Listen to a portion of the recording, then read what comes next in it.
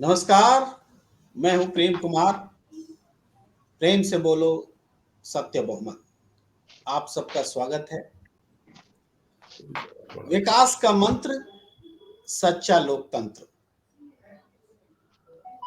विकास का मंत्र, सच्चा लोकतंत्र। यानी दुनिया में या अपने देश में या अपने प्रदेश में या अपने शहर में विकास तभी हो सकता है जब लोकतंत्र सच्चा हो।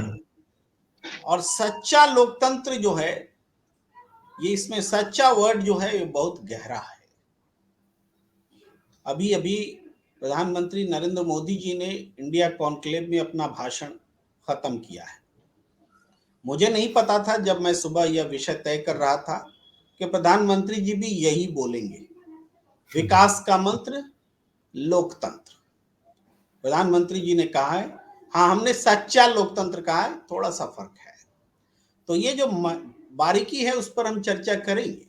प्रधानमंत्री जी दावे कर रहे हैं और उन्होंने बताया है कि उन्होंने नॉर्थ ईस्ट से लेकर के आम गरीबों के अकाउंट में पैसा भेजने तक सारी चीजें की हैं। विकास को और सरकार को संवेदनाओं से जोड़ा है जनता की, और इस तरीके से विकास को जन उन्मुखी बनाया है। ये बातें प्रधानमंत्री जी ने कही। साथ साथ प्रधानमंत्री जी ने यह भी कहा है कि बिना नाम लिए हुए, विपक्ष की ओर इशारा करते हुए, कि कुछ लोग लोकतंत्र के नाम पर ऐसी बातें करते हैं, उसको मैं काला टीका मान करके स्वीकार करता हूं। तो काला टीका जो है शुभ होता है। यानी लोकतंत्र को लेकर जो प्रश्न खड़े हो रहे हैं, उसको उसकी ओर भी उन्होंने ध्यान दिलाया। हम सबसे पहले अपने दर्शकों को अपने मेहमानों से मिला देना चाहते हैं। हमारे साथ आज जुड़े हैं सुहेल देव, भारतीय समाज पार्टी के प्रवक्ता, मुख्य प्रवक्ता जैनेन्द्र अर्कवंशी जी। आपका बहुत बहुत स्वागत है। देश की एक प्रमुख, उत्तर प्रदेश की एक प्रमुख पार्टी है आप। एनडीए के साथ भी सरकार में रहे हैं और विपक्ष के साथ भी आपने राजनीति की है। और हमारे साथ जुड़े हैं विजय बंधु जी। विजय बंधु जी का खास परिचय है, और खास परिचय यह है कि इन्होंने देश में एक बहुत बड़ा काम किया है। ओल्ड पेंशन स्कीम, जो अटल बिहारी वाजपेयी जी की सरकार में पेंशन खत्म किया गया था, उसको रिवाइव करने के लिए इन्होंने आंदोलन चलाया। अलग अलग प्रदेशों में जा जाकर रैलियां की, लोगों को सोशल मीडिया से जोड़ा। मैं जानता हूं कि विजय बंधु जी के पास बहुत लंबा फॉलोअर्स भी है, एक क्लास है जो इनको फॉलो करते हैं। और थोड़ी देर पहले हम लोग चर्चा भी कर रहे थे कि हमने उनको लिंक पहले शेयर क्यों नहीं की। हाँ, चलिए, गलती हो जाती है विजय जी। लेकिन आप बहुत पॉपुलर हैं, मुद्दों के कारण पॉपुलर हैं, वो मुद्दे जो जनता से जुड़े हुए हैं। आपका बहुत बहुत स्वागत है। हमारे साथ जुड़े हुए हैं सम्माननीय सत्यदेव चौधरी जी, वरिष्ठ राजनीतिज्ञ, सत्य बहुमत पार्टी के संस्थापक हैं। और सत्य, इनकी अपनी एक सोच है, उसको लेकर के आगे चलते हैं। हालांकि हम यहाँ राजनीतिक सरोकारों को लेकर के नहीं बैठे हैं, हम एक विषय पर बात करने के लिए बैठे हैं।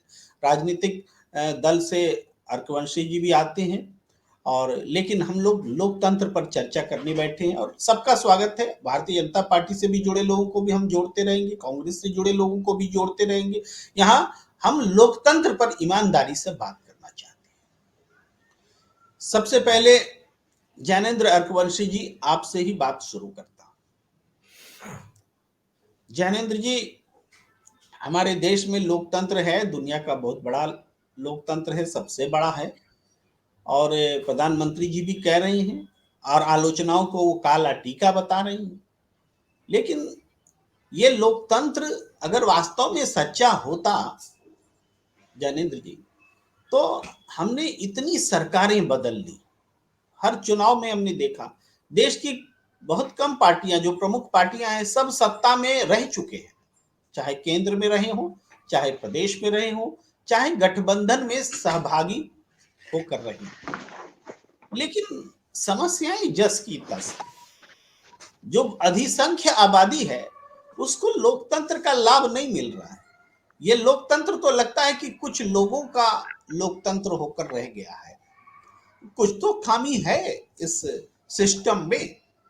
क्या जो संसदीय प्रणाली है जिसमें सांसद चुनकर जाते हैं, उनकी खरीद फरोख्त होती है, एक दूसरे के खिलाफ लड़कर चुने जाते हैं, लेकिन सरकार बनाने के लिए सारी बातें बुला बैठते हैं और भ्रष्ट गठबंधन करके लोकतंत्र को भी भ्रष्ट बना देते हैं। क्या आप इससे सहमत नहीं? नहीं, मैं इस चीज को नहीं मानता हूं, क्योंकि देखिए, पहले क्या होता था कि किसी भी पार्टी का कोई सदस्य है, एक ही सदस्य दूसरी पार्टी में जा सकता था। उसी को मजबूती देते हुए दल बदल कानून आया था हमारे देश में। अभी मतलब ऐसा है कि जो भी दल चुनाव लड़ते हैं, उनका अपना घोषणा पत्र होता है। आप देखिए 1952 से आज तक कितने घोषणा पत्रों पे किसी भी पार्टी ने अमल किया है जो सरकार में रही है। यहाँ पे दिक्कत है कि ऐसी हमारे यहाँ कोई प्रणाली नहीं बनी है कि जो घोषणा पत्र में की गई घोषणाएं हैं वो अगले चुनावों में दिखाए कि इन्होंने अपने घोषणा पत्र में ये वादे किए थे, ये पूरे नहीं हो पाए। दूसरी चीज ये है कि ऐसी भी कोई प्रणाली नहीं है कि, जैसे मैं एक छोटा सा एग्जांपल देता हूँ। आजकल जातिगत जनगणना का बड़ा बवाल चल रहा है पूरे देश में। हमारे यहाँ जातिगत जनगणना 1941 में हुई थी आखिरी बार, और 31 में हुई थी, वो सार्वजनिक हुई थी। 41 में हुई थी, सार्वजनिक नहीं हुई थी। 2011 में हुई थी, वो भी सार्वजनिक नहीं हुई थी। तो अब जातिगत जनगणना जब तक आप नहीं करवाएंगे, एक मैं छोटा सा एग्जांपल दे रहा हूँ। हमारे देश में जनसंख्या का तो पता है, उसके अलावा फैमिली और हेल्थ के सर्वे आते हैं, जो NHFS का सर्वे आता है, उसमें एक मोटा मोटी नहीं, अनुमान हमें लग हमारा जाता है। विषय हमारा विषय वो नहीं है नहीं कि नहीं, जनसंख्या। मैं एक जी। नहीं नहीं, मैं एक एग्जाम्पल बस आपको बता रहा हूँ। तो जनसंख्या का हमें ये तो पता है 1 अरब जनसंख्या है, लेकिन उस जनसंख्या में से किसकी भागीदारी और कौन से क्षेत्रों से भागीदारी हो रही है, वो हमारी सरकारों को क्लियर नहीं हो पाती हैं। उसके अनुपात में योजनाएं नहीं बन पाती हैं। तो यहाँ पे दिक्कत आती है। जो आप पूछना चाह रहे हैं वो ये है कि दल बदल होना चाहिए, नहीं होना चाहिए। आपका मतलब है कि जनसंख्या मतलब जो पार्टी जितने ज्यादा मत लेके जीते वो सत्ता में आए, ना कि सदस्य सत्ता में आने चाहिए जो पार्टी ज्यादा सदस्यों को लेके जीते। आप ये कहना चाह रहे हैं? मैं सही कह जी, रहा हूं आप सर? अपनी बात रखिए, मैं आऊंगा इस नहीं विषय नहीं, में। मैं जी। यही पूछना चाह रहा हूं। आप यही पूछना चाह रहे हैं शायद कि जिस पार्टी को ज्यादा वोट मिले वो सत्ता में होनी चाहिए, ना कि जिस पार्टी को ज्यादा सदस्य मिले, जीते हुए सदस्य, वो रहनी चाहिए। मैं सही कह रहा हूं? लेकिन हाँ हाँ, देखिए, बिल्कुल। लेकिन आपने वो 1998 का अटल जी का भाषण सुना होगा, जिसमें उन्होंने कहा भी था कि मतलब हमारा जो लोकतंत्र है वो इस तरह का बन गया है कि यहाँ पे सदस्यों की संख्या मायने रखती है, वोटों का असर मायने नहीं रखता है कि किसे कितने वोट मिले। यहाँ पे सदस्यों की संख्या मायने रखती है। उसका कारण यह है कि हमारे जो संविधान है उसमें कई मतलब विशेष प्रकार के जो उसे बहुमत बोलेंगे, तो कई बहुमत, अलग अलग तरह के बहुमतों का वर्णन किया गया। उसी में से एक आता है मैं विशेष जी, जी जैने जी, मैं फिर आऊंगा आपके पास। हाँ, जी थोड़ा जी एक राउंड जल्दी से हम सब सारे गेस्ट के पास चलते हैं। इस बीच हम स्वागत कर लेते हैं आदरणीय सुरेंद्र दुबे सर का। जी वरिष्ठ जी, पत्रकार है, नमस्कार। बहुत सम्मानित है पत्रकार बिरादरी में, और कई तरह के नमस्कार पुरस्कारों नमस्कार। से सम्मानित हैं। मैं आपका बहुत बहुत स्वागत है, और हमारे बीच आप बैठे हैं, ये हमारे लिए भी सौभाग्य का विषय है। अ, मैं अब चर्चा में लाना चाहता हूं आदरणीय सत्यदेव चौधरी जी को। सत्यदेव चौधरी साहब, जैनेन्द्र अर्कवंशी जी निश्चित रूप से एक छोटे दल से आते हैं उत्तर प्रदेश के, और उस लोकतंत्र में जो सियासत है उसका हिस्सा है। गठबंधन, जिसको कि हमने अपनी पहले ही भूमिका में कहा था कि हम ऐसे लोकतंत्र में जी रहे हैं जिसमें कि एक दूसरे के खिलाफ लड़ते हैं और सरकार बनाने के लिए सांसद आपकी खरीद फरोख्त हो जाती है, जुड़ते हैं और फिर सरकार बन जाती है। यानी एक तरह से भ्रष्ट गठबंधन हो जाता है। सब लोग उदाहरण देते हैं कि जैसे जम्मू कश्मीर में पीडीपी और बीजेपी का गठबंधन हो गया। बहुत सारे लोग महाराष्ट्र में भी उदाहरण देते हैं कि शिवसेना और कांग्रेस और एनसीपी का एक होना भी एक चमत्कारिक घटना है। बिहार में भी उदाहरण देते हैं कि नीतीश कुमार जी कभी बीजेपी के साथ, कभी आरजेडी के साथ मिलकर सरकार बनाते हैं। ये बहुत सारे उदाहरण हैं। तो चौधरी साहब, ये उदाहरण केवल सरकार बनाने के लिए किसी भी तरह से एकजुट हो जाए, क्या इसको लोकतंत्र बोलेंगे? जी धन्यवाद प्रेम जी। देखिए, विकास का मंत्र सच्चा लोकतंत्र। हम पहले सच्चे लोकतंत्र की बात कर लेते हैं। जी। सच्चा लोकतंत्र तो लोकतंत्र हमने जैसी भी अपनी राजनीतिक व्यवस्था बनाई वैसा लोकतंत्र हमारे को आज मिल रहा है देखने को। जैसी हमारी राजनीतिक व्यवस्था है जिसको हमने स्वीकार किया हुआ है वैसा ही लोकतंत्र हम आज देख रहे हैं। ज्यादातर अधिकतर लोग ये मानते हैं कि सरकार बन जाने के बाद का जो कार्यकाल होता है वो राजनीतिक व्यवस्था है, जबकि वो राजनीतिक व्यवस्था का बहुत कम भाग है। अधिकतर भाग तो सरकार बनाने से पहले या चुनाव हो जाने से पहले सरकार बनेगी कैसे वो राजनीतिक व्यवस्था है। उसको समझे बिना हम लोकतंत्र की बात करना आरंभ कर देते हैं। अब जब सरकार बनाने के अंदर ही लोकतंत्र नहीं है तो बाद में सच्चा लोकतंत्र कहां से आएगा? जैसे मैं आपको बताऊं कि क्या चुनाव से पहले गठबंधन की भ्रष्ट राजनीति को आप लोकतंत्र बोलेंगे? भ्रष्टाचारियों और अपराधियों को टिकट देना, क्या आप इसको लोकतंत्र बोलेंगे? झूठे भाषण देना, झूठे नारे लगाना, क्या आप इसको लोकतंत्र बोलेंगे? जैसे अभी जैनेंद्र जी कह रहे थे कि घोषणा पत्र के किसी भी वायदे को पालन नहीं किया जाता, तो क्या आप उसको लोकतंत्र बोलेंगे? 75 साल निकल जाने के बाद भी अगर घोषणा पत्रों का सम्मान नहीं होता है तो फिर घोषणा पत्र बनाता हूं, इसका मतलब झूठे लोकतंत्र को बनाने के लिए ही तो हमने घोषणा पत्र बनाया ना। जिस राजनीतिक व्यवस्था में चुनाव से पहले या चुनाव के बाद बहुमत का ही निर्णय नहीं होता कि बहुमत कैसे बनेगा, किस आधार के ऊपर मतदाता वोट देगा, किसको वोट देगा, किसकी सरकार बनेगी, किसका बहुमत माना जाएगा, ये भी हमारे को नहीं पता।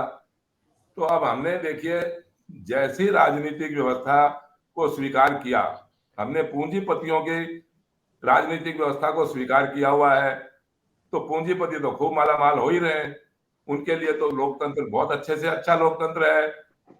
लेकिन गरीबों का क्योंकि ये राजनीतिक व्यवस्था गरीबों के लिए है ही नहीं, तो गरीबों का लोकतंत्र नहीं है। आप इस राजनीतिक व्यवस्था के ऊपर हम बात करें कि हमने कैसे बहुमत से राजनीतिक व्यवस्था को स्वीकार किया जिसके अंदर खाली पूंजीपतियों का लोकतंत्र बना और गरीबों का लोकतंत्र नहीं बना। जी प्रेम जी। जी जी, बहुत तरीके से आपने बात रखी और हमारे दर्शकों को बात समझ में आ रही होगी कि हम किस सच्चे लोकतंत्र को खोज रहे हैं। हम सुरेंद्र दुबे सर के पास थोड़ी देर से आएंगे, चूंकि हमने सब्जेक्ट के बारे में सुरेंद्र दुबे सर से बहुत चर्चा नहीं की थी, तो मैं समझता हूं कि हमारी चर्चा से वो समझ लेंगे कि हम क्या चर्चा करना चाहते हैं। मैं विजय बंधु जी के पास आना चाहता हूं। विजय बंधु जी, आप जनता से सीधे जुड़े हुए हैं और हम जिस बात को उठा रहे हैं कि डेमोक्रेसी में कोई ना कोई एक बड़ी डिफॉल्ट है, जो कि हमने आजादी के बाद जो डेमोक्रेसी अपनाई उस बारे में, और हम थोड़ा इशारा भी करते हैं, थोड़ी बात बताते भी हैं ताकि पब्लिक डोमेन में बात आए कि हमने एक ऐसी परंपरा चुन ली कि संसद में जो चुनकर आएंगे वो अपने बहुमत से सरकार बनाएंगे और वो मैजिक नंबर होगा। 543 की सीट है, 272 जिनके पास होगा वो सरकार बनाएंगे। लेकिन वास्तव में हम इस पर भी कायम नहीं रह पाते। जब सदन में मौजूद सदस्यों की संख्या के आधे से एक ज्यादा को मैजिक फिगर मान लेते हैं। इसीलिए तो ये मैजिक फिगर है। कोई पार्टी सदन से बाहर हो जाती है तो कोई सरकार बच जाती है। बाहर होना, एब्सटेन होना भी पैसे के लेन देन के आधार पर हुआ है। मैं नहीं बोलता कि मैं सबूत लेकर बैठा हूं, लेकिन सदन में हुआ है, इसके लिए मुकदमा चला है, दोषी सिद्ध हुए हैं, ये बातें हुई हैं। भाई झामुमो रिश्वत कांड के नाम से भी मशहूर हुआ। सरकार बचाने के लिए पैसे लिए गए, सदन में पैसे लहराए गए, ये भी हुआ, वो भी हमने देखा। तो ये सारी चीजें तो खुल्लम खुल्ला हुई है। तो आखिर क्यों हुई है, इस पर कोई क्यों नहीं सोचता। राजनीतिक दल तो हमें लगता नहीं सोचेंगे, उनको सूट करता है ये चीजें सूट करती है। तो क्यों नहीं ये रोज रोज सरकार बनने का जमेला ये खत्म करके जिसको सबसे ज्यादा वोट मिले, जो उसको हम सच्चा बहुमत माने। जैसे सांसद जीतता है अपने इलाके में तो सबसे ज्यादा वोट मिलता है, हम कहां बोलते हैं कि 50% वोट लाओ तभी सांसद बनोगे, ऐसा तो नहीं बोलते। तो सदन में जाकर के उन्हीं कम वोटों से जीते हुए सांसदों से हम वहां मैजिक फिगर खोजने लगते हैं। क्या राय है आपकी? देखिए, आपका जो विषय है निश्चित रूप से बहुत गंभीर विषय है और एक नई दिशा देने वाली बात आपने ला के सामने रखी है। और मुझे नहीं लगता कि इतनी आसानी से लोग समझ भी पाएंगे, क्योंकि अभी एक बात आपने जो बोली है कि राजनीतिक दलों को ये सूट करता है, और बिल्कुल सच बात यही है कि जो भी लोकतंत्र की व्यवस्था बनाई गई है, व्यवस्था की भावना अच्छी रही होगी, उसकी क्रियाकलाप अच्छे रहे होंगे, लेकिन राजनीतिक दलों ने और उनके जो नेताओं ने उसको अपने ढंग से ढाल लिया। और आज अगर मैं बात करूं तो लोकतंत्र के नाम पर तानाशाही हो रही है, ये भी एक फैक्ट है। और अगर 70 साल का मूल्यांकन करते हैं लोकतंत्र की बात जिस पर हम चर्चा कर रहे हैं, तो मेरा अपना ये ओपिनियन है, हो सकता है कुछ लोग असहमत भी हों, लेकिन झूठे वादों और झूठे नारों पर लोकतंत्र चल रहा है। अगर हम बात करें आज भारतीय लोकतंत्र की, तो उसके पीछे का कारण जो आपने गिनाया कि बहुमत का मामला है, बिल्कुल सच है कि हमने आंकड़ों की बाजीगरी में इस लोकतंत्र की जो आत्मा है उसको पीछे छोड़ दिया है। लोकतंत्र कहता है, और उसके पीछे एक कारण नहीं है, उसके पीछे राजनीतिक दल हैं, उसके पीछे राजनीतिक दलों का जो चुनावी का चंदा का खेल है वो भी एक बड़ा मैटर है। दूसरा, जो हम दुनिया के सबसे बड़े लोकतंत्र हैं ये कहते हुए गर्व होता है, निश्चित रूप से गर्व होता है, लेकिन हम शायद सबसे ज्यादा हमारा मतदाता अनमेच्योर है। जैसे मैं एक बहुत छोटा सा उदाहरण देता हूं आपको। मैं या कोई व्यक्ति का सपोर्टर है, किसी भी राजनीतिक दल का वो सपोर्टर है और उसने किसी को विधायक बना दिया, सांसद बना दिया, फिर उसका जैसे धर्म हो जाता है कि इसके हर गलत काम पर हमें पर्दा डालना। ये बहुत बड़ी इस सच्चे लोकतंत्र की तरफ रुकावट है। अगर एक विपक्ष का व्यक्ति अगर सवाल एमपी एमएलए को उठाता है तो सामान्य सी बात है, ठीक है, विपक्ष में उठाता है, लेकिन जिस दिन वोट देने वाला, उसको सांसद विधायक बनाने वाला, वो हमारा जागरूक मतदाता उससे सवाल करेगा कि आपको नाली के लिए, आपको सड़क के लिए, आपको शिक्षा के लिए हमने एमएलए बनाया, आपकी पार्टी को जिताया है, तो वो कहां है? जिस दिन वोट देकर जिताने वाला व्यक्ति अगर सवाल पैदा करने लगेगा तो शायद ये धारा थोड़ी सी मुड़ेगी। हाँ, इतना आसान भी नहीं है। दूसरी बात मैं कहना चाहता हूं, भारतीय लोकतंत्र अगर आप इसकी नींव में आप जाएंगे तो मैं नहीं कहता कि सब बुरा ही है, बुरा नहीं, लेकिन व्यवस्थाओं को बुरी कर, जैसे स्वतंत्र निर्वाचन आयोग, मैं बहुत सिंपल सी बात कर रहा हूं, स्वतंत्र निर्वाचन आयोग ये किसी भी किताब में पढ़ सकते। एक दिन मेरी बेटी इस विषय को पढ़ रही थी और पढ़ते पढ़ते अचानक उसके प्रश्न आ गया कि पापा ये तो लिखा है स्वतंत्र निर्वाचन आयोग, और वो आज की प्रदेश में जब स्वतंत्र नहीं रह गया तो स्वतंत्र निर्वाचन क्या कराएगा? तो मेरा ये कहने का है, जो मेन थीम थी उसको हमने पीछे छोड़ दिया। अभी आपने महाराष्ट्र की चर्चा की, आपने और तमाम सरकारों की चर्चा की। मुझे कहते हुए दुख हो रहा है कि हमने सब्जी खरीदी है, हमने राशन खरीदे हैं, हमने सामान में बाजार की तमाम वस्तुएं खरीदी हैं। इसी दुनिया के सबसे विशालतम लोकतंत्र में हमने विधायक बिकते और खरीदते देखा है। तो सच्चा लोकतंत्र कहाँ हो सकता है? सच्चा लोकतंत्र तो है हमारी जो भावनाएं हैं, जनता की जो भावनाएं हैं, उसको एमएलए भी उठाए, उसको सांसद भी उठाए, उसको पार्टी भी उठाए। और अगर मैं बहुत ज्यादा आप सहमत हो तो लोकतंत्र राजनीतिक दलों ने अपनी पोटली बना ली है और उस पोटली को घुमाया जा रहा है और जनता समझ रही है ये लोकतंत्र है, जबकि पोटली में बंधा हुआ लोकतंत्र हो ही नहीं सकता है। वो किसी भी दल की बात मैं कर रहा हूं, मैं किसी एक की बात नहीं कर रहा हूं, किसी के पोटली का बंधा हुआ वो लोकतंत्र हो ही नहीं सकता। लोकतंत्र मतलब लोगों का, लोकतंत्र मतलब जनता के सवालों का। और एक बात मैं थोड़ा सा और कहना चाहूंगा कि लोकतंत्र को हमने इतना सीमित कर दिया है, चुनाव लड़ना और चुनाव जीतना शायद इतना ही लोकतंत्र का मायने आज रह गया है। ये बहुत दुखद है। लोकतंत्र बहुत विशाल चीज है, बहुत विशाल चीज है। चुनाव लड़ना और जीतना ही लोकतंत्र नहीं, ये मेरा अपना कहना। जी, बहुत महत्वपूर्ण बात कह रहे हैं विजय जी। मैं सुरेंद्र दुबे सर के पास उसी महत्वपूर्ण बात के साथ आना चाहता हूँ कि चुनाव जीतना ही लोकतंत्र का एक मकसद रह गया है, या हम कहें कि लोकतंत्र में यही दिखता है कि इस हिसाब से चुनाव जीत लिया जाए। तो सरकार बनते ही सरकार बचाने की चिंता, सरकार अगर विपक्ष है तो वो कैसे सरकार बना ले गिरा करके, किसी गठबंधन को, सरकार को कैसे गठबंधन को तोड़ दिया जाए, इस तरह की चीजें जो होती है नकारात्मक। अगला चुनाव कैसे जीतेंगे, कैसे पोलराइजेशन करेंगे, कैसे हम वोट वाले इश्यूज को उठाएंगे, सब कुछ इसी पर निर्भर हो गया है कि कैसे वो मैजिक फिगर हासिल कर लिया जाए, नैतिक अनैतिक चाहे किसी भी तरीके से। मैं सुरेंद्र दुबे सर आपके पास इसी विषय पर आता हूं कि ऐसा क्यों हो गया है। देखिए प्रेम कुमार जी, पहले तो आपको बधाई कि एक ऐसे मुद्दे पर आप डिबेट कर रहे हैं जिसको सभी व्यवस्थाओं ने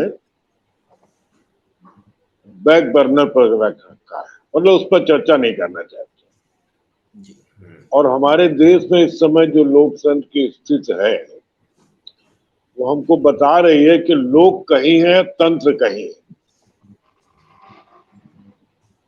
जो हमने किताब में पढ़ा वैसा लोकतंत्र हमें जमीन पर अब नहीं रह गया है, और जो जमीन पर है वो किताब में नहीं लिखा हुआ है। तो जाहिर है हमको लोकतंत्र की नई परिभाषा कुछ गढ़नी पड़ेगी, जितना किताब में लिखा उससे भी आगे। वो इसलिए मैं कह रहा हूं प्रेम कुमार जी कि जब हमारे पूर्वजों ने लोकतंत्र की इस व्यवस्था को जिसमें हम रह रहे हैं सबसे अच्छा समझा, तब उनको ये नहीं मालूम था कि ये लोक जो है ऐसा भी हो सकता है जो आपका परलोक बिगाड़ दे। उनको ये मालूम नहीं था कि ऐसा लोकतंत्र भी होगा जहां पार्लियामेंट में जो बोलेंगे उसको एक्सपंज कर दिया जाएगा। यानी आपने बोला और नहीं बोला, तो अगर कभी 10, 20 साल, 50 साल बाद कोई रिसर्च कर रहा होगा तो आपको आधे संदर्भ मिलेंगे ही नहीं। बाहर अखबारों की कटिंग्स होगी तो पढ़ेंगे अरे ऐसा हुआ था, तो कहेंगे चलो भाई जब लोकसभा और राज्यसभा की कार्रवाई का अवलोकन कर लिया जाए, तो वहां उन्होंने हटा ही दिया।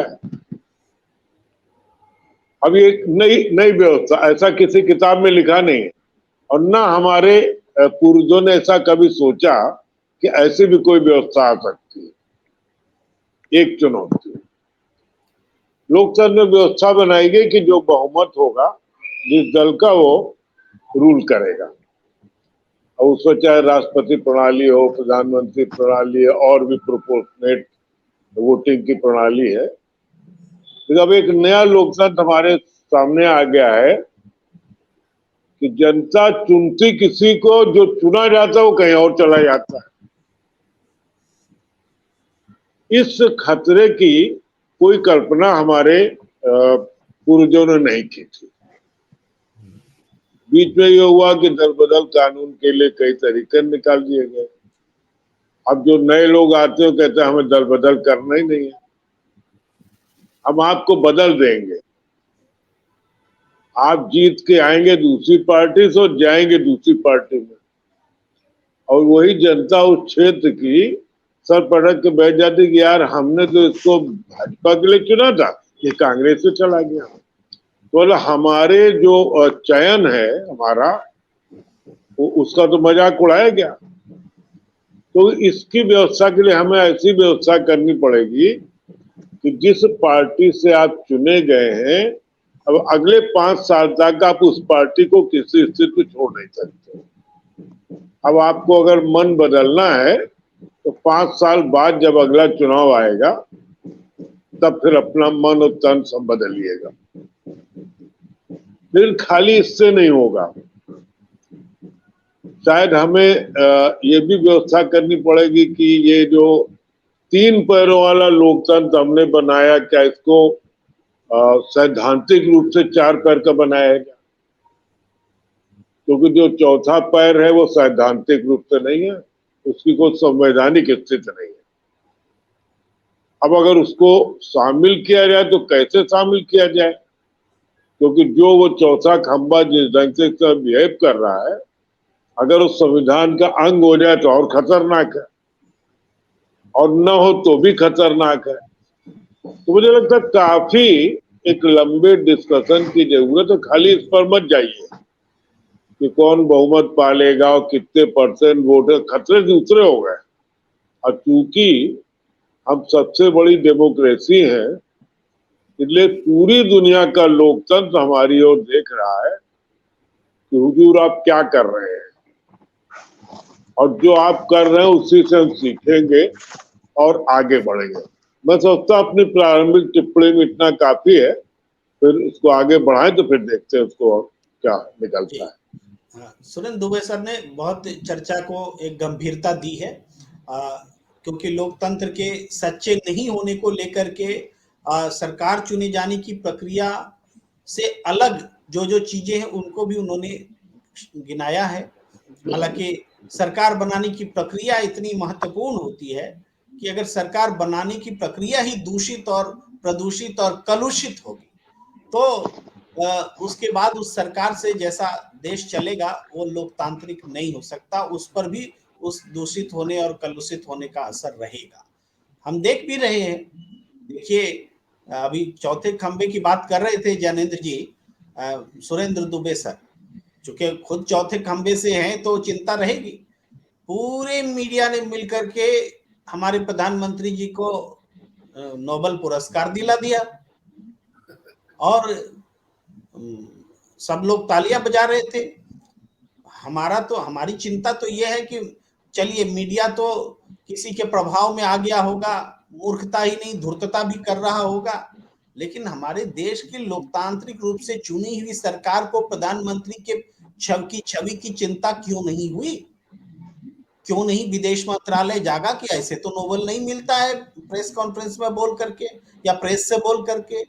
क्यों नहीं हमारा जो आईबी मंत्रालय है उसने पूछा? एक मैं हस्तक्षेप कर दूं जी। मुझे ऐसा लगता है ये जो नोबेल पुरस्कार की चर्चा शुरू हुई जी, तो एक ये परसेप्शन बनाया गया कि भाई देखो हमारे जो साहब हैं उनको नोबेल शांति पुरस्कार मिलने वाला था, जब बाद में किसी और को मिल जाएगा।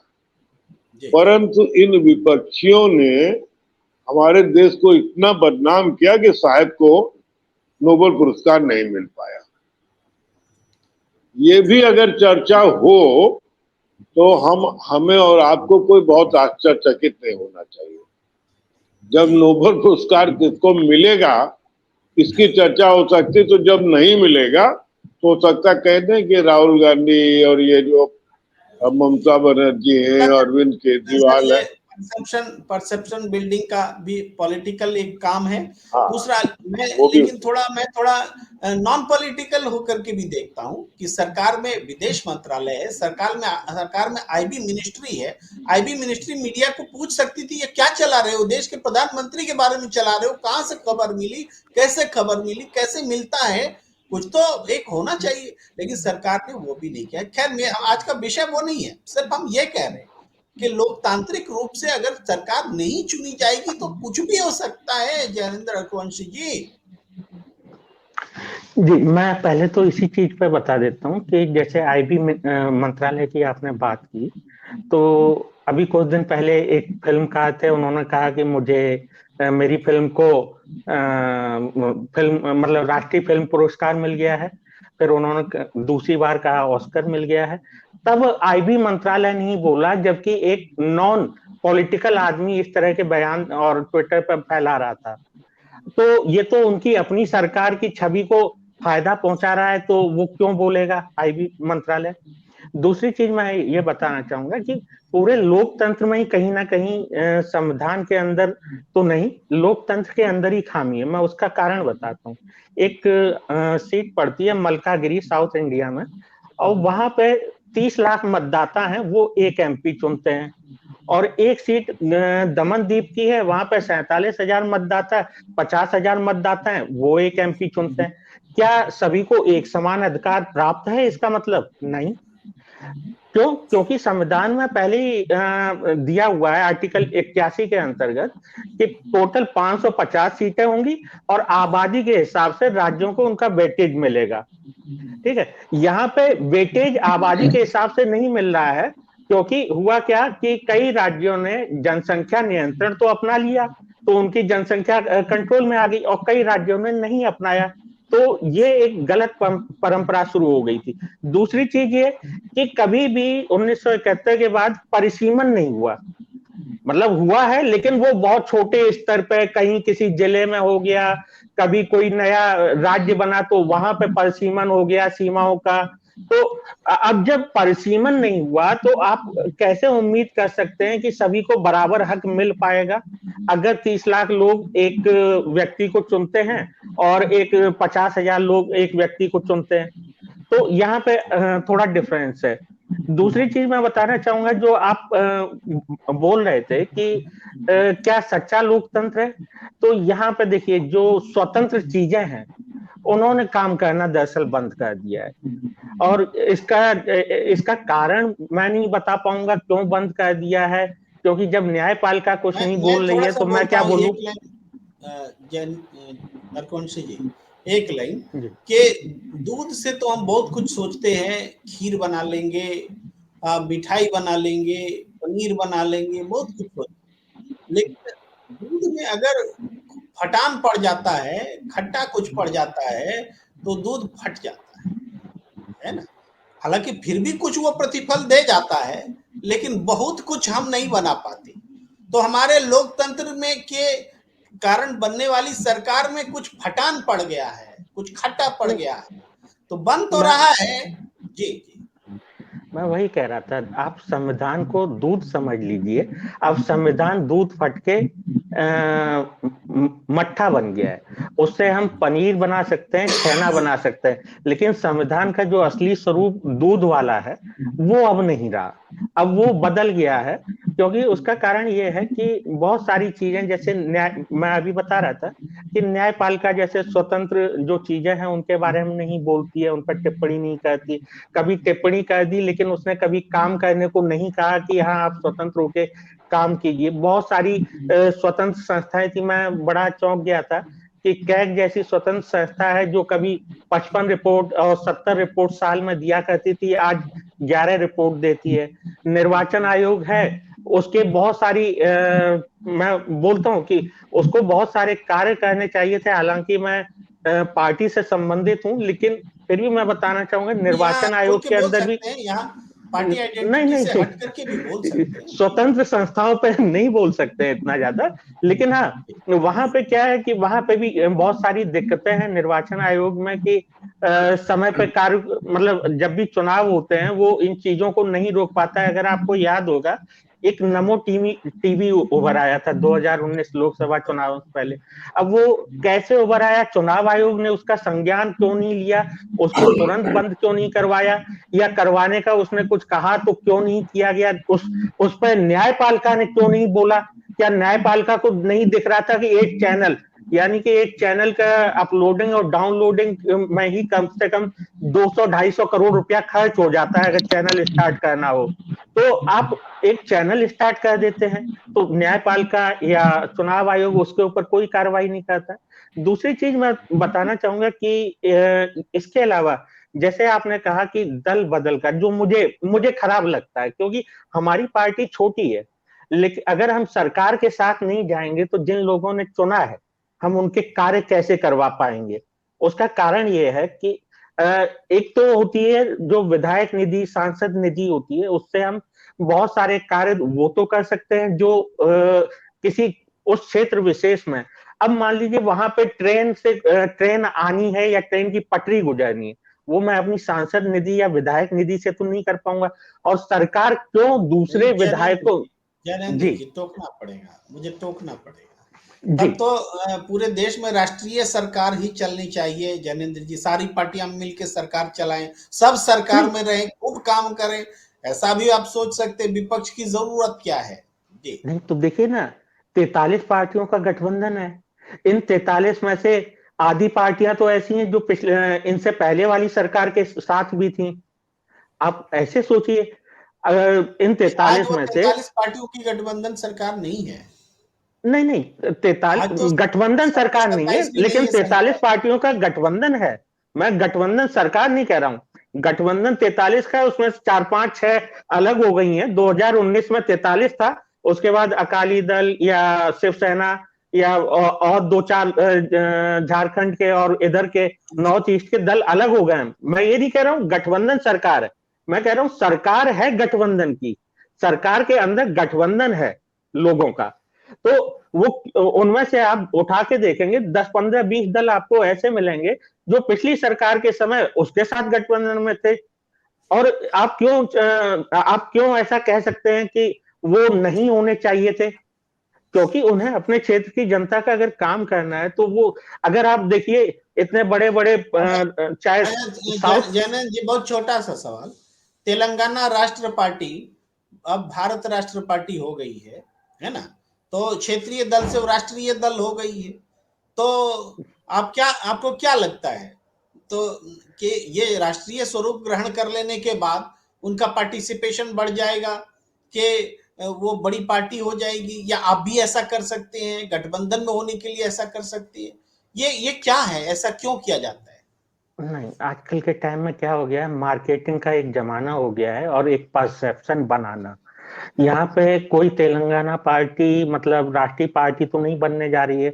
राष्ट्रीय पार्टी बनने के लिए 4 राज्यों में इतना वोट होना चाहिए, इतने सांसद होने चाहिए, या 6 राज्यों में इतने % वोट होना चाहिए। बहुत सारी 6 कंडीशन होती हैं राष्ट्रीय पार्टी बनने।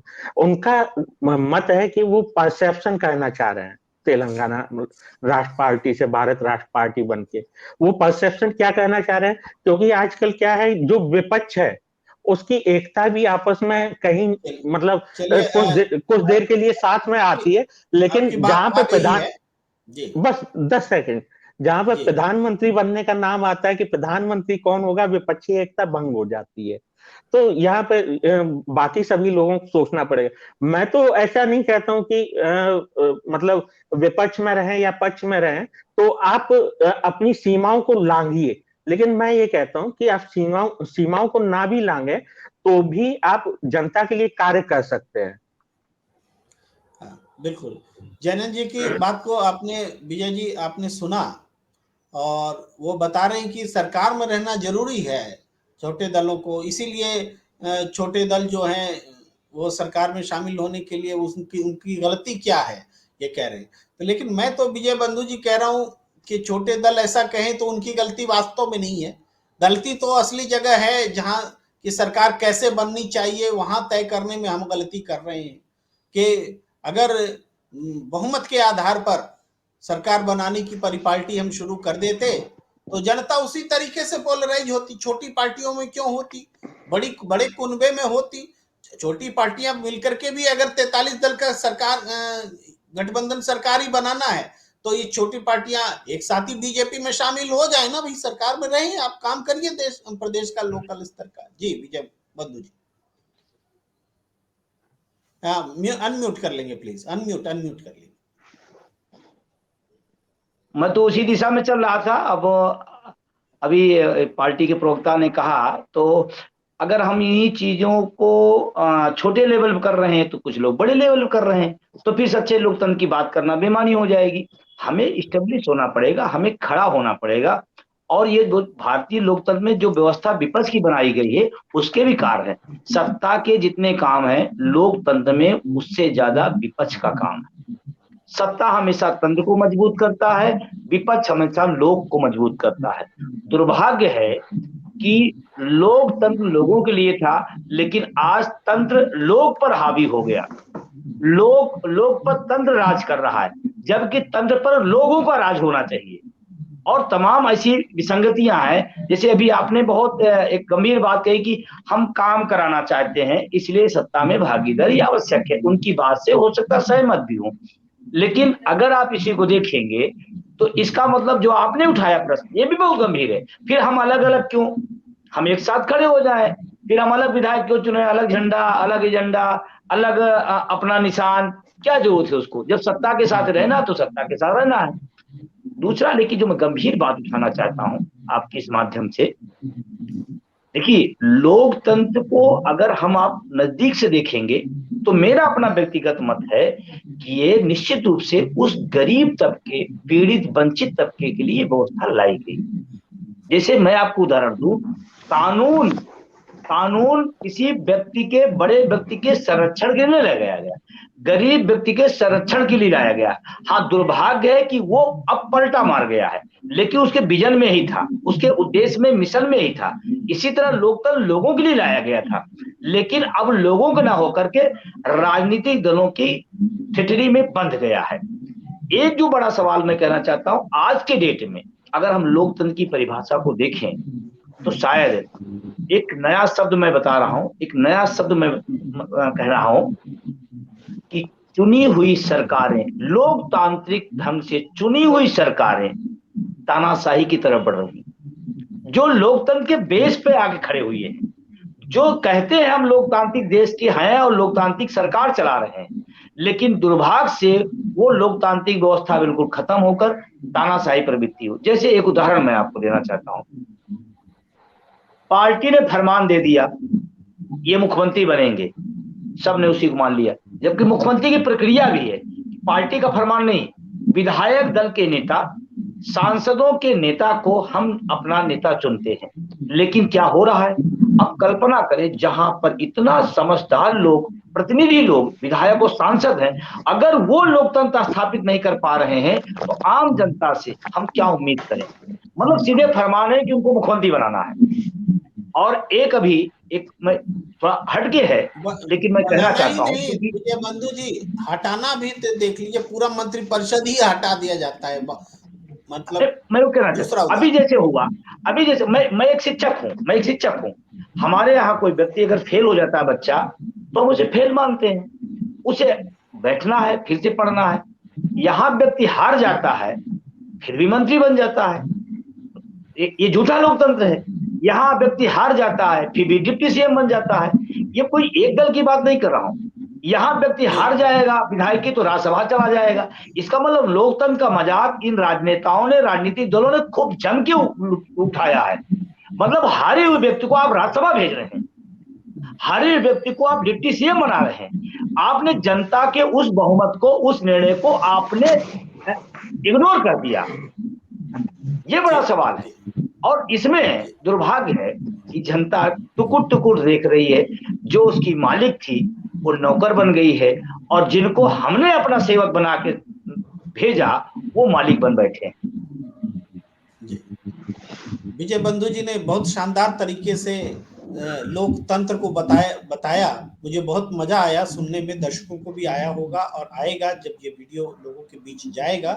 तो वो ये कि तंत्र जो है सत्ता हिफाजत करती है, तंत्र को मजबूत करती है, और विपक्ष जो है लोक को मजबूत करता है। ये बहुत शानदार आपने लोकतंत्र का समन्वय रखा, और भी बहुत सारी शानदार बातें कही, लेकिन ये उल्लेखनीय था मेरी नजर में।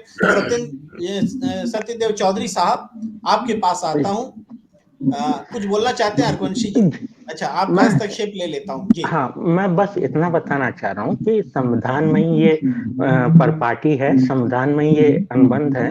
उनके अंदर हारा हुआ भी या ना चुना गया व्यक्ति भी मंत्री पद की शपथ ले सकता है और 6 महीने के अंदर वो उच्च सदन या निम्न सदन किसी की भी सदस्यता ग्रहण करने का जिम्मेदार होगा।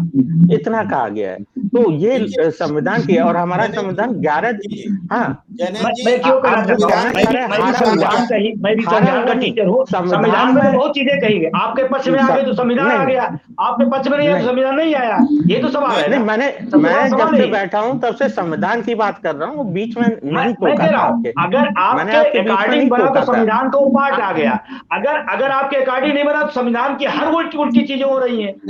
अच्छा ठीक है विजय भाई, मैं आपके बीच में नहीं बोला, मैंने एक आपने जो गलत बोला उसका मैंने सही बोला। मैं तो अब भी कह रहा हूं कि संविधान के अंदर खामियां हैं, ठीक है, लेकिन संविधान की वो खामियां क्या है मैंने बताई भी, लेकिन आप उसको दुरुस्त करवाइए। ठीक है, आप उसके लिए बैठिए, ना बोले, परस्पर बात न करें प्लीज। नहीं, मैं नहीं बात बोल रहा आपकी हूं, भी आ गई, उनकी भी आ गई। जी जी, मैं थोड़ा सा आप जो बोल रहे हैं ना उसी में जोड़ते हुए आता हूं चौधरी साहब के पास। आपने कहा कि संविधान में लिखा हुआ है कि हारा हुआ व्यक्ति भी शपथ ले सकता है, और जो चुना नहीं गया है या जो चुना नहीं गया है, हारा हुआ नहीं बोला। ये करेक्शन जरूरी है, चूंकि हो सकता हारा है मुझे हुआ यही अलग शब्द हो गया, समझ में। बिल्कुल बिल्कुल, हारा हुआ व्यक्ति नहीं, कोई भी अगर नहीं चुना गया है तो भी बन सकता है, और उसको एक लिमिटेड पीरियड में चुनकर आना होता है। इसमें और हारे हुए व्यक्ति को राज्यसभा में भेजने में दोनों में बहुत फर्क है, जो विजय बंधु जी बता रहे हैं। वो एक ही, मतलब आप कह सकते हैं दो बातें हैं, लेकिन एक ही बात है, जो चुना ही नहीं गया। चलिए, मैं सत्यदेव चौधरी साहब के पास आता हूँ। बहुत सारी मतभेद वाली बातें आपके पास सुनने को मिली है, लेकिन मैं अभी आपसे कोई प्रश्न नहीं करूंगा। चौधरी साहब, आपको जो बातें लग रही है टिप्पणी करने लायक, जरूरी आप प्लीज टिप्पणी करें। मैं आप सब महानुभावों की चर्चाओं से एक सवाल मेरे दिमाग में आया कि आप कोई भी मुझे ये ज्ञान दें कि ये बहुमत क्या है, या बहुमत की कहीं संविधान में परिभाषा है? कैसे बहुमत से आप सरकार बनाएंगे? चुनाव हो जाने के बाद आप किस तरह से बहुमत से सरकार बनाएंगे? आप मुझे ये समझाएं, बताएं आपके कौन से संविधान के अंदर कौन से आर्टिकल में क्या लिखा हुआ है। नहीं, मैं आर्टिकल तो नहीं बता पाऊंगा, लेकिन संविधान में मैंने शुरू में ही बताया था कि बहुमत के 2-3 तरह का उल्लेख है। सामान्य बहुमत है, जहां पे मतलब सदन में उपस्थित सदस्यों की आधी संख्या। दूसरा, ये जो आप बात बोल रहे हैं ना, वो आप बोल रहे हैं सारी की सारी सरकार बन जाने के बाद में, सरकार बन जाने से पहले नहीं, आप मेरी एक बार, आप एक बार वो बात सुन लीजिए। बहुमत और पूर्ण बहुमत और आधा बहुमत और चौथाई बहुमत, 2/3 बहुमत, ये तो मैंने समझ में आया हुआ है। नहीं, जो मैं बताना, मेरी बात ले लीजिए, आप मेरी बात ले लीजिए, उसके बाद बता दीजिएगा। तो उसमें अलग अलग तरह के बहुमत का वर्णन हुआ है कि सदन में उपस्थित सदस्यों की आधी, सदन में उपस्थित सदस्यों की 2/3, और सदन में टोटल सदन की 2/3। अब यहाँ पे क्या है, राष्ट्रपति के नहीं, एक पूरी बात सुन लीजिए प्लीज, पूरी बात तो सुनिए। राष्ट्रपति के लिए 2/3 टोटल सदस्यों। अब यहाँ पे क्या है कि अगर राष्ट्रपति किसी को बुलाएगा तो वो क्या कहेगा कि आप पूर्ण बहुमत सिद्ध कीजिए। पूर्ण बहुमत के लिए क्या लिखा है? पूर्ण बहुमत के लिए लिखा है कि मतलब जो सदन में उपस्थित है उनका आधा, यानी कि राष्ट्रपति आखिरी में क्या कहेगा, आप फ्लोर टेस्ट करवाइए। फ्लोर टेस्ट में क्या संख्या निकल के आएगी? फ्लोर टेस्ट के लिए क्या संख्या है? कि आधी होनी चाहिए, यही होता है ना। तो अब उसको सरकार के लिए मान लिया गया है, मतलब सरकार बनाने के लिए किसी भी बहुमत की कोई व्याख्या नहीं है संविधान के अंदर, लेकिन उसी में से अगर राष्ट्रपति कहता है किसी को फ्लोर टेस्ट करवाइए तो उसका मतलब ये होता है पूर्ण बहुमत। जैनेंद्र जी यहीं पर रुकते हैं थोड़ा सा, वो ये कि संविधान में कोई व्यवस्था नहीं है कि सरकार कैसे बनेगी, स्पष्ट रूप से नहीं लिखा गया है। संविधान में ये लिखा हुआ है कि राष्ट्रपति डिप्यूट करेंगे प्रधानमंत्री को, ये भी संसद जनता के चुने हुए प्रतिनिधि को डिप्यूट करेंगे, ये भी कोई सम्मानजनक संविधान में उल्लेख नहीं है। ये एक फिर भी संवैधानिक स्थिति है, लेकिन ये तो तय नहीं है ना कि हम कहें कि जनता के बहुमत से कोई माना जाना चाहिए, तो इसको संविधान हमारा खारिज नहीं करता है, क्योंकि हमने बहुत सारी चीजें परंपरा से ले ली है, राष्ट्रपति के विवेक से ले ली है। अरे राष्ट्रपति, जब हम बहुमत को क्यों नहीं डिफाइन कर रहे हैं, क्यों राष्ट्रपति के विवेक पर छोड़े हुए हैं चीजों को, क्यों हम परंपरा के हवाले किए हुए हैं चीजों को, यही तो सवाल उठा रहे हैं सर चौधरी जी। जी सुरेंद्र दुबे सर, मैं आपसे आप टिप्पणी लेता हूं, तो फिर आखिर में एक बार फिर मैं चौधरी साहब के पास आऊंगा। जी दुबे सर। देखिए, मैंने पिछले अपने उसमें कहा, अब वक्त आ गया कि हम आप चीजों को नए ढंग से परिभाषित करें। संविधान में जो कुछ लिखा गया उसके अनुरूप नहीं हो रहा है। संविधान में जो अपेक्षाएं की गई, क्योंकि जब संविधान बना तब उनको, हमारे संविधान निर्माताओं को यह एहसास नहीं था कि ऐसे ऐसे लोग भी सत्ता में आएंगे जो नए नए तरीके निकाल करके सारे असंवैधानिक काम संवैधानिक ढंग से करेंगे। जब नई स्थिति आ गई तो परिस्थितियां बदलती रहती, तो आपको पूरे लोकतंत्र को नए सिरे से परिभाषित करना होगा। संविधान में व्यवस्था हुई, देखिए मैं अभी के हाल के इसलिए उल्लेख कर रहा हूं ताकि बात लोगों को समझ में आती जाए। विधानसभाओं में, राज्यसभाओं में, विधान परिषदों में जो अध्यक्ष चुने जाते, ये अपेक्षा की गई है बिल्कुल निष्पक्ष होकर काम करेंगे, ऐसी अपेक्षा थी, एक आदर्श कल्पना। लेकिन क्या आज ऐसा हो रहा है? राज्यपालों के बारे में जो कल्पना की गई कि आज ऐसा हो रहा है, तो राज्यपाल जो है वो सत्ताधारी दल के प्रवक्ता से भी बदतर स्थिति में आ गए हैं। जो speaker, deputy speaker, chairman, vice chairman, जो भी, मैं किसी का नाम नहीं लेता, वो जिस जिस ढंग से लोकतांत्रिक परंपराओं का निर्वाह कर रहे हैं उसमें लोकतंत्र कहीं नहीं दिखाई पड़ता। ऐसा लगता है किसी एक तंत्र द्वारा संचालित हो रहे हैं और वो भी एक कठपुतली की तरह नाच रहे हैं। तो फिर क्या फायदा हुआ ये नाटक करने के? जब वो लोग चुने जाते हैं कि सारे लोग बताएंगे कि हुजूर आप बहुत अच्छे स्पीकर साबित होंगे और आपकी बड़ी बड़ी पर, ठीक, हमने कभी किन्हीं परिस्थितियों में ये सब तय किया। अब जब वो एक्सपेरिमेंट फेल हो गए तो जिंदा समाज क्या करता है? मानदंड बदलता रहता है। ऐसा थोड़ी कि वही गंदगी अगर चल रही है तो उसको बनाए रखें। सारी टेक्नोलॉजी भी इसी हिसाब से बदलती रहती। पहले मकान बनाने के दूसरे साधन थे, अब नए नए साधन आ गए। तो ऐसा थोड़ी कि उसके लिए इंतजार किया गया कि नहीं नहीं हम तो पुराने तरह दीवार उठाएंगे फिर वैसे ही छज्जा बनाएंगे। इस पूरे लोकतांत्रिक प्रक्रिया को पुनः परिभाषित करने, पुनः लिखने और फिर नए ढंग से प्रजातंत्र वास्तव में क्या हो, क्योंकि अब आपके सामने उसके दुष्परिणाम आ गए हैं कि ये चालाकियां या ये धूर्तताएं की जाती है। इन ढंग से प्रजातंत्र को ठगा जा रहा है।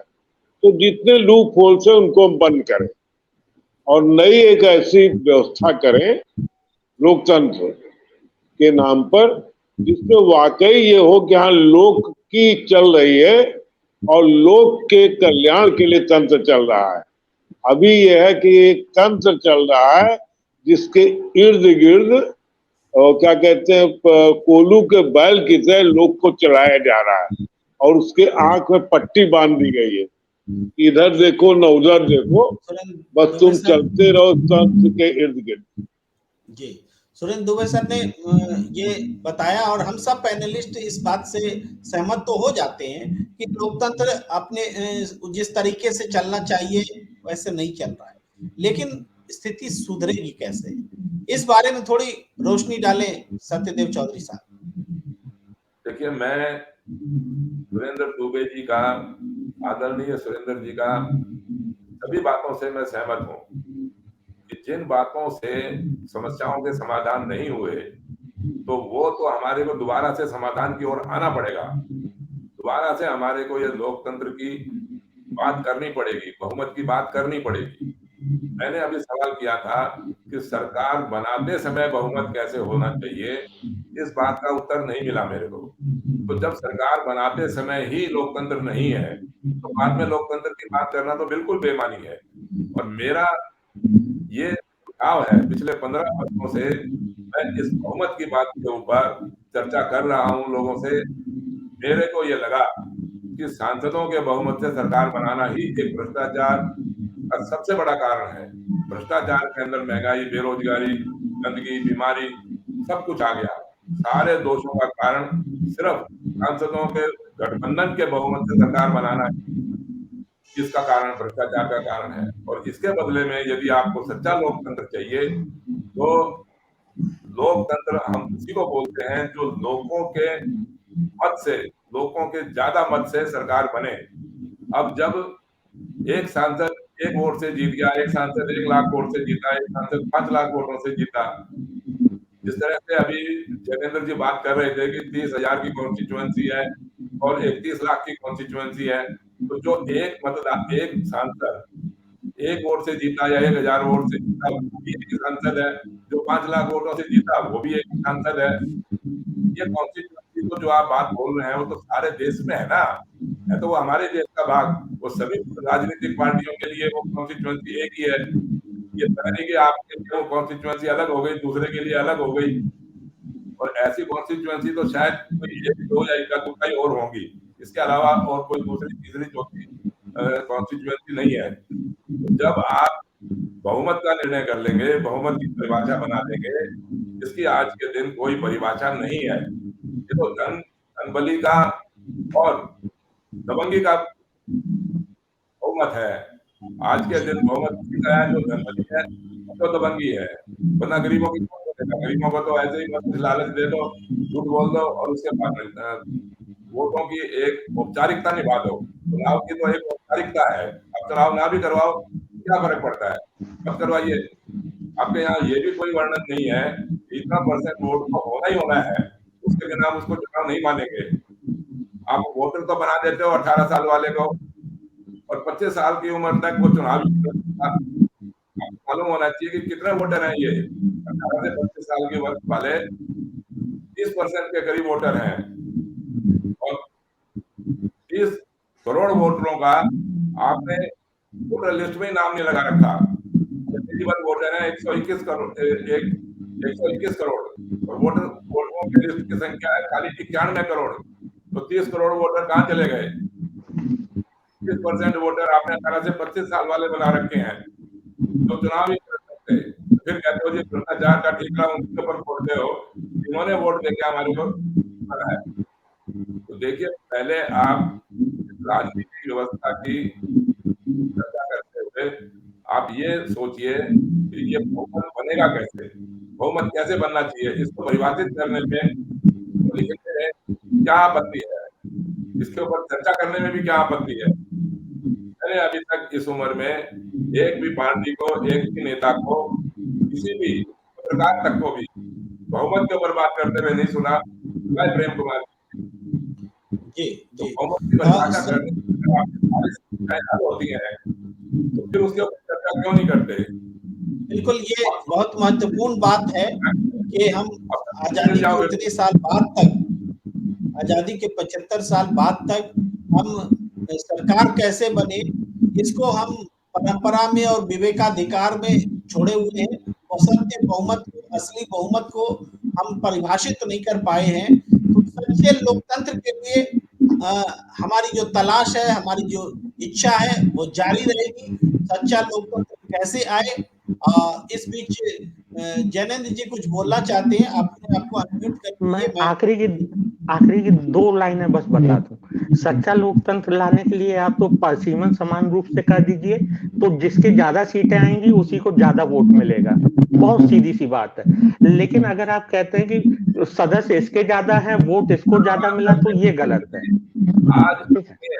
आज कर्नाटक के अंदर आपके सामने जीता जागता उदाहरण है। कांग्रेस को वोट मिले हुए हैं 38% और उनकी सीटें कितनी है? सीटें कम है। और दूसरा, बीजेपी को वोट मिले हुए हैं 36% और उनकी सीटें कितनी है? आप ये कैसे कह सकते हैं कि जिसके सीटें ज्यादा होंगी वोट भी ज्यादा होंगे? नहीं, मैं यही कह रहा हूँ ना, परिसीमन कर दीजिए। मैंने ये कहा है कि आप सही मायने में परिसीमन कर दीजिए, जनसंख्या के अनुपात में परिसीमन कर दीजिए। हम ये चर्चा यही खत्म नहीं हो रही है। लोकतंत्र, सच्चे लोकतंत्र की तलाश के लिए हम लगातार प्रयत्नशील रहेंगे, चर्चा आगे भी रहेगी। अच्छी बात है कि आप उद्वेलित हो रहे हैं, मन बेचैन हो रहा है और हम परस्पर एक दूसरे को काट भी रहे हैं, तो यहीं से कुछ निकलेगा, यहीं से कुछ बातें निकलेगी। हम देख रहे हैं कि विजय बंधु जी को नींद आ रही है, लेकिन उसके बावजूद बहुत बहुत आभार बंधु जी। आप, हम जानते हैं कि सुबह से शाम जो है आप लगे रहते हैं, जनता के बीच रहते हैं। आपको हमने बहुत कष्ट दिया, क्षमा के साथ, लेकिन दर्शकों से जुड़े, इसके लिए बहुत बहुत आभार। गंभीर विषय है, आपको बहुत बहुत धन्यवाद। जैनेंद्र अरकोटी जी आप जुड़े, आपका बहुत बहुत स्वागत। अच्छी चर्चा की। सत्येंद्र चौधरी साहब आपका बहुत बहुत आभार, आपने हमेशा की तरह बहुमूल्य विचारों को जोड़ा। और सुरेंद्र दुबे सर, आप तो हमेशा से लाजवाब रहे हैं, आप तर्क जो है हम सब मानते हैं। आप हमारे साथ जुड़े, आपका बहुत बहुत आभार। हमें दीजिए इजाजत, बात रहेगी, सच्चे लोकतंत्र की तलाश आगे भी जारी रहेगी।